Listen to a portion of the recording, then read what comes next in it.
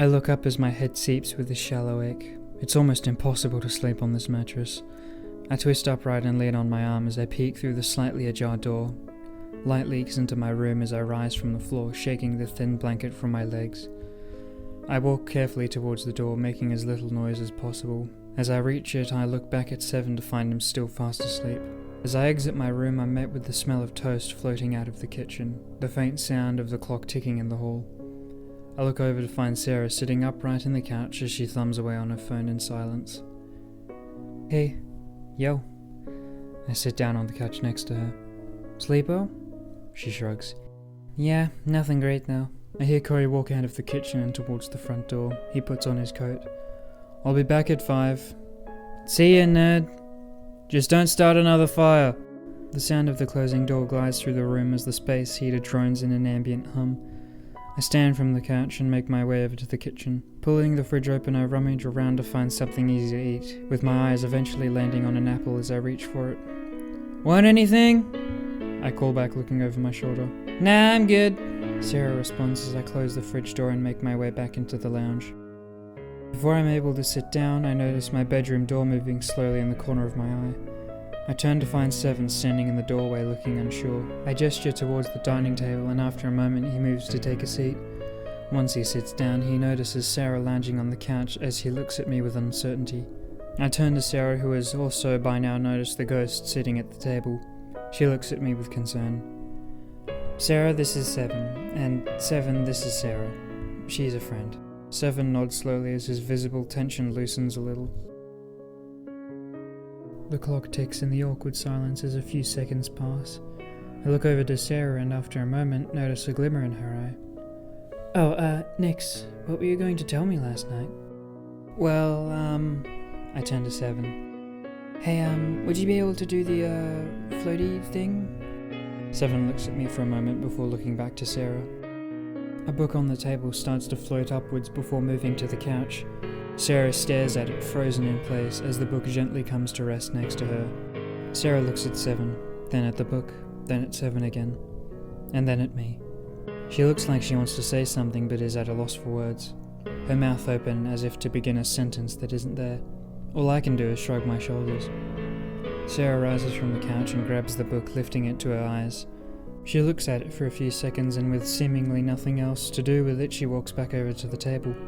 As Sarah places the book back on the table, a faint knock echoes from the front door, followed by a muffled voice. It's the police! If they ask, don't tell them. I turn to her in confusion. Don't worry about it, I'll hang back here. I turn to face them both. I'll answer them. You two hang back here, I guess. With that, I turn to the hall and make my way over to the front door, turning the corner into the hallway. I reach for the cold door handle as I peek through the peephole, finding 2 officers waiting patiently outside. I pull the door open slightly. Morning, ma'am. Do you mind if we ask you some questions? Sure. Seen anything strange lately? No. Seen any people who look out of the ordinary around? I take a moment to think. No, I don't think so. Have you seen a young girl around, blonde hair, blue eyes, about average height? No, sorry, I don't think I have. Right, that'll be all, ma'am. Thank you for your time. The officer nods, but just before he's about to leave, he stops and turns to me again.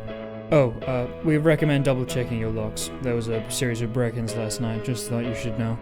Oh, thanks. You take care now. The officers tip their caps and walk off towards the next apartment. I close the door and lock it with a twist. I turn back to the hallway as the lights flicker above me, questions seeping into my head as I walk through back into the main room. I turn the corner to be met once again with the eyes of Sarah and Seven.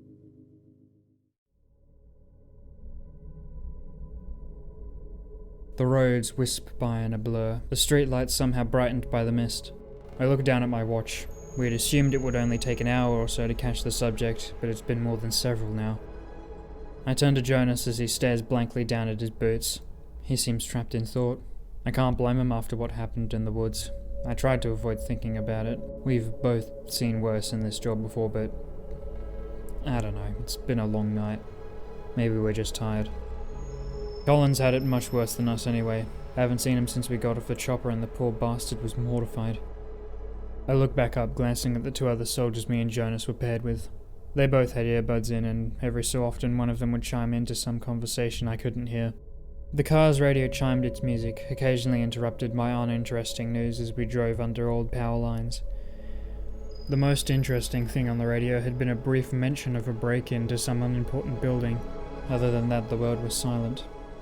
It was strange, though, the silence. We would have expected some local emergency announcement by now, considering the evidence left by the subject pointed to the city. Maybe it hadn't gotten there yet, or it was in the abandoned industrial district and hadn't found anyone to kill. Either way, the uninterested tone of the radio host was a little too implicative to be comfortable about. If the company had gotten the location wrong, the subject would be pretty much guaranteed its escape. Once a subject gets out of the country, they're gone for good.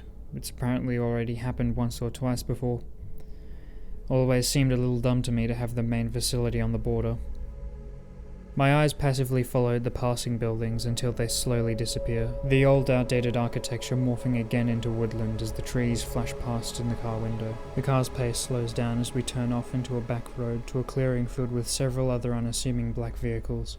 Our car comes to a stop next to an almost identical copy as the engine's buzz dies with a click. One by one, all four doors hammer shut, and without a word, we begin walking towards the dimly lit set of abandoned warehouses in the distance.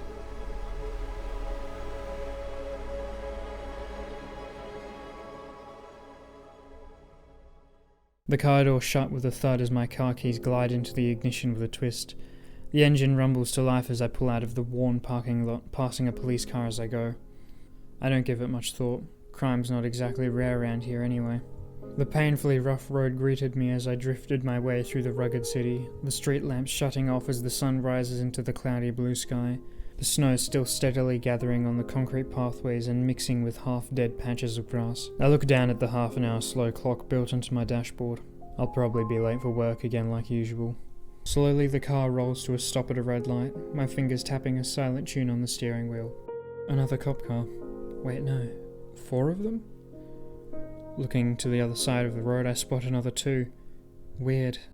A lot more on patrol than usual.